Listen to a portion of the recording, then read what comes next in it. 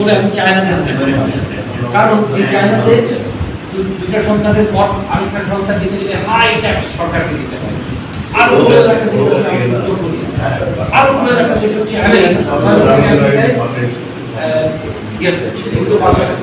Florida একটা আগুন লেগেছিল একটা বড় বিল্ডিং এ, ওইখানে উদ্বাস্ত একজন মানুষকে রক্ষার জন্য তারা হেলিকপ্টার, তারা দমকল বাহিনী, অনেক কিছু মিলে সেই লোকটাকে তারা উদ্ধার করেছিল। কিন্তু কথা হচ্ছে কেন? কারণ একটা প্রাণের দাম অনেক বেশি, এখানে ইনভেস্টমেন্টটা কত গেল, এই লোকটাকে উদ্ধার করে কি লাভ হলো সেটা সরকারের দেখার বিষয় না। সরকারের আসল বিষয় হচ্ছে ওই লোকটাকে বাঁচানো। এই লোকটা থেকে কি পাবে সেই হিসাব তখন করা যায় না। তেমনি ভাবে আমি বারবার করেই যেটার উপরে এমফাসিস দেই, ভোলা বরিশাল ব্রিজ যতবারই এটা সামনে আসে ততবারই সরকারের মধ্যে একটা প্রশ্ন তোলে, এটার বিপরীতে আমরা কি পাবো? বিপরীতে যে এতগুলো মানুষের চিকিৎসা বাড়বে, এতগুলো মানুষের মৌলিক অধিকার বাড়বে, সেই উত্তরটা দেবার মতো কোনো লোক আমাদের সংসদে আছে কিনা আমার সন্দেহ হয়। মাননীয় স্পিকার বলার কেউ নন, তিনি পুরো বাংলাদেশের রাষ্ট্রের, তিনি বাদে একটা লোকও এই ব্যাপার নিয়ে সংসদে বলা নিয়ে একটি লোক তারা আজকে সিরিয়াস না। যে যার পাণ্ডিত্য, যে যার প্রতিকথন জাহিরে মগ্ন হয়ে গেছে। সুতরাং আমি বিশ্বাস করি এই রুমে যারা আছেন তারা অন্তত পক্ষে, আপনারা অবশ্যই ভেবে কেউ আপনারা ঢাকা, কেউ আপনারা যেটা হবে, হ্যাঁ, কিন্তু আমি মনে করি আপনারা সর্বোচ্চ যোগ্য ব্যক্তি যে এইটা নিয়ে এখনো চিৎকার করে যাচ্ছে। আমরা যে এলাকা থেকে আসছি, এই এলাকাটা একেবারে ভাটি হচ্ছে, এবং সেখান থেকে যারা আসছি ওই মানুষের দোয়ার অবদানে কিন্তু আমরা এই জায়গায় দাঁড়িয়েছি, এটা আমরা স্বীকার করতে পারি। সেই হিসাবে আমাদের একটা দায় আছে, এই দায় শোধ করার জন্যই আসলে আমাদের এই করণীয়। এখান থেকে এরকম কোনো আউটপুট নেই, বা যা আউটপুট হবে সেটা আমাদের এলাকার কল্যাণেই আমরা কাজ করবো। সেক্ষেত্রে আমরা অনেকগুলো কাজ করতেছি যেগুলো চলমান। জহির ভাই আমার নতুন কিছু কাজের কথা বলেছে, তো আমি আসলে বলবো জহির ভাই এবং জসিম ভাই তারা নতুন নির্বাচিত হয়েছে। আমি ঢাকা কমিটির পক্ষ থেকে তাদেরকে আগামী অভিনন্দন জানাই, এবং সুযোগ থাকলে আমরা একটা আপ্যায়নের ব্যবস্থা করতে পারি। আমার অবস্থান থেকে আপনারা যতটুকু পারবেন আমাকে ব্যবহার করবেন। আমি সানন্দ চিত্তে ভোলার অধিবাসী হিসাবে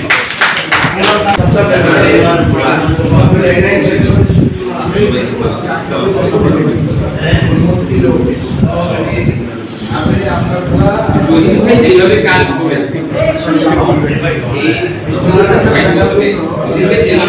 এই যোগ্যতা অর্জন করার শক্তি আমার নাই।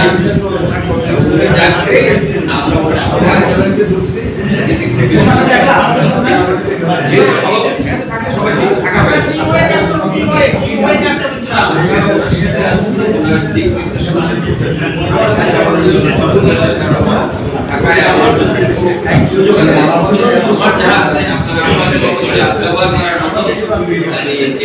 আগে বলে দিচ্ছি, এখন বলে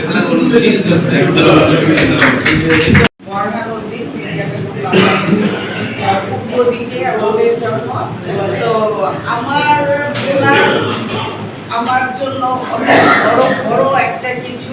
ভোলার মানুষ দেখলে মনে হয় আমার রক্তের একটা সম্পর্ক। ওইতে যেই আমাকে তাকে ভোলার জন্য, ভোলার ব্যাপারে কথা বলতে, আমি সব রেখে দৌড়ে আসি কাজ করার জন্য। আমি চাই ভোলার সেতুটা হোক, আপনাদের সাথে আমি আছি, সবার সাথে আছি। আমাকে বন্ধন ডাকবেন, আমি অবশ্যই আসবো। এই কথা বলে আমি শেষ করছি।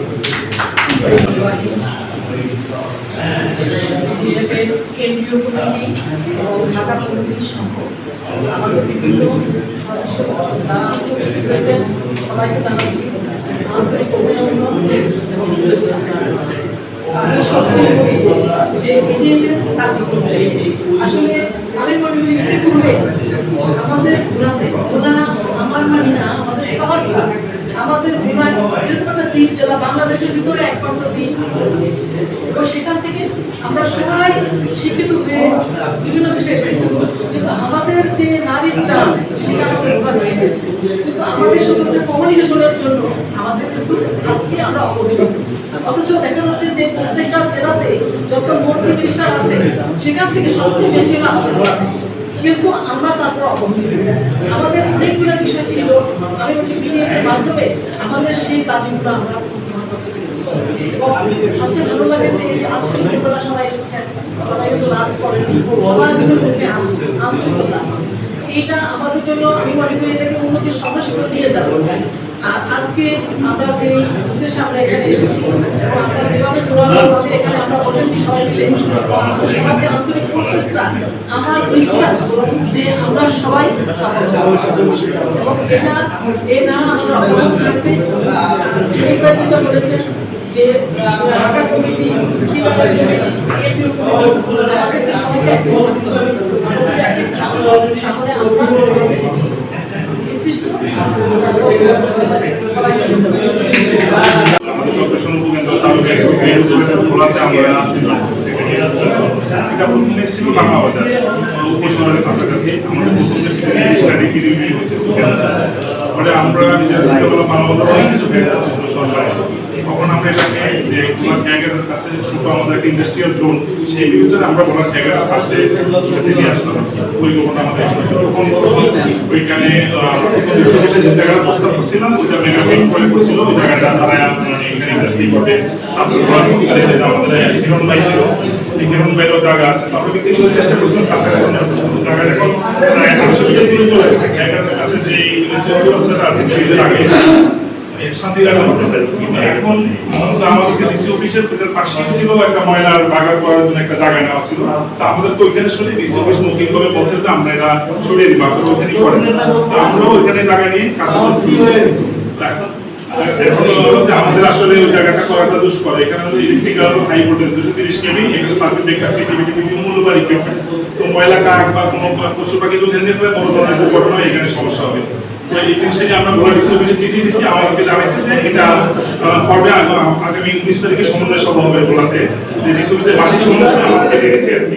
এখন আমাদেরকে এখানে ভোলা থেকে যদি আমাদেরকে স্থানীয় জনপ্রতিনিধিরা আমাদেরকে সহযোগিতা করতেন, এটা একটা আসলে একটা ওইখানে জায়গাটা কিন্তু একটা গুরুত্বপূর্ণ। নদীর পাড়ে আমরা করেছি যাতে এখানে ইন্ডাস্ট্রিয়াল ভোলা ডেভেলপমেন্ট হবে। ওখানে শেলটেক আছে, মেগাপিট আছে, কাজী ফার্মস আছে এবং আরো অন্যান্য ইন্ডাস্ট্রিগুলো গ্যাস লাইন নিয়ে ওখানে বসে আছে। ঢাকা, চিটাগাং, সেন্ট্রাল এই সবগুলো নিয়ে সেই সভা করার সুযোগ এসে আমরা এই সভাটা এখানে করছি। এই সভায় আমি এই মুহূর্তে কেন্দ্রীয় সভাপতির দায়িত্ব পালন করছি বলে আমি যে আমার কিছু পরামর্শ এই ঢাকা অঞ্চলের জন্য কিছু পরামর্শ, সেটা হলো যে আমাদের বিগত দিনের থেকে আমরা শিক্ষা নিতে হবে যে আমাদের এই ধরনের কাজগুলো ভোলার উন্নয়নমূলক কাজগুলো হবে কিন্তু ঢাকায় চিটাগাঙে বসে যতই চিন্তা করে কিন্তু আমাদের বহু স্ট্রেন্থ শক্তি কিন্তু চিটাগাঙে, কিন্তু উন্নয়নমূলক কাজগুলো হবে ঢাকায়। দেখেন আমাদের এখানে বিশাল শক্তি, কিন্তু আসতে পারছি কোথায় থেকে? চিটাগাং থেকে যখন আসার অপশন দিয়েছি সেখানে 5-7 আসতে পারছে। তিন এমপি মহোদয়ের সাথে আসতে পারছে গিয়ে, তারপরে গাড়ি ঘোড়া ব্যাপার আছে কিভাবে ফলে আমাদের যে উন্নয়ন কাজগুলো এটা কিন্তু ঢাকায় এখানে সেই ক্ষেত্রে গত টার্মে কমিটির যে অবস্থা ছিল সেটা তো ইনশাআল্লাহ আশা করি আমরা একজন অতি যোগ্য একজন প্রধান উপদেষ্টা পেয়েছি, কমিটি তো পেয়েছি, সাথে আমরা আসিফ আলতাফ সাহেবের মতো আমাদের মরহুম সবার কলিজার মানুষ, সবার শ্রদ্ধার মানুষ মরহুম মোশাররফ হোসেন সাধারণ স্যারের সুযোগ্য পুত্র পেয়েছি আমাদের সাথে। কি হিসাবে পেয়েছি সেটা পরের কথা, কিন্তু তাকে যে আমরা সাথে পেয়েছি শাহাবুদ্দিন স্যারের সাথে কথা হয়েছিল কিন্তু আসার কথা কেন, উনি এখন হবিগঞ্জে আছেন, বাদ কিন্তু ভাইয়া যাচ্ছে। উনি এই মুহূর্তে হবিগঞ্জে আমাদের সেক্রেটারি পানি সম্পদ সচিব, উনি আনলে এখানে আসতেন। যাই হোক উনি ওখানে আছেন, স্যারের সাথে আমরা বলবো।